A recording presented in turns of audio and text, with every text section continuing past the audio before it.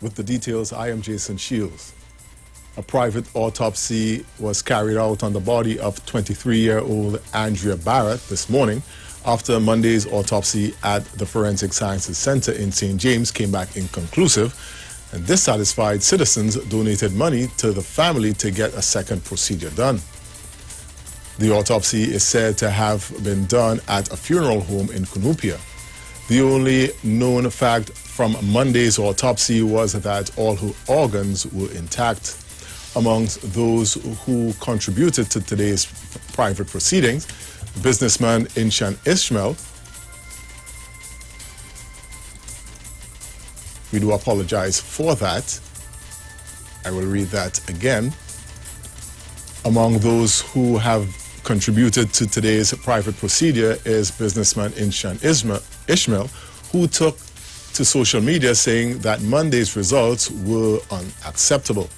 Barrett's body was found last Thursday in the Heights of Aripo after being kidnapped on January 29th in Arima. Two of the suspects in the matter has since died at hospital. The Law Association of Trinidad and Tobago, in a release to the media on Monday afternoon, said it does not support the denial of bail and the use of the death penalty to appease public outcry over violence against women. The association broke its silence, saying that it was concerned about the increasing level of violent crimes and the nationwide protest following the kidnapping and murder of judicial clerk Andrea Barrett. Although the association said it supports the denial of bail for people charged with violent crimes who are likely to reoffend if granted bail, it noted that such provisions were already valid in law. On the issue of the mandatory death penalty for murder and rape, the association stated that hanging does not deter crime and added that it serves no useful purpose to advocate for same if the police are unable to find the perpetrators of many unsolved murders in the first place. The Law Association also sought to condemn reports of people launching verbal attacks on attorneys of persons charged with heinous crimes and judicial officers who sometimes are granted bail. Founder of the DSS, Karen Clark, remained in police custody on Monday evening for questioning by members of the Financial Intelligence Unit. Mr. Clark was moved to the St. James Police Station on Monday before he was taken back home, where another search was conducted. His attorney, Lasana Murray, said nothing illegal was found during the search, but police seized documents they found deemed relative to the investigation. Last week, police raided Mr. Clark's home for the third time.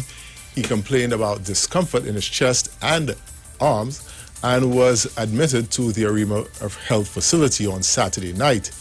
He was discharged on Sunday morning. Monday, he again complained of feeling unwell, and there are no reports of Mr. Clark charged at this time. Finally, in news overseas, demonstrators continue to take to the streets of the Myanmar capital of Nay Pyi Taw to protest the overthrowing of the democratically elected government by the military.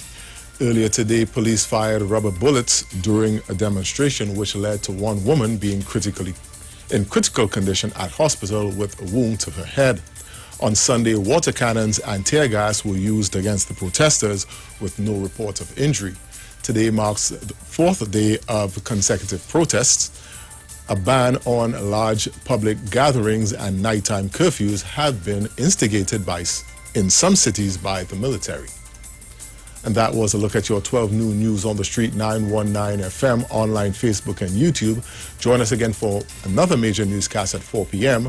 Our street sport report comes up at 1 p.m. and news briefs come up at 2 p.m. I am Jason Shields. Do enjoy the rest of your afternoon.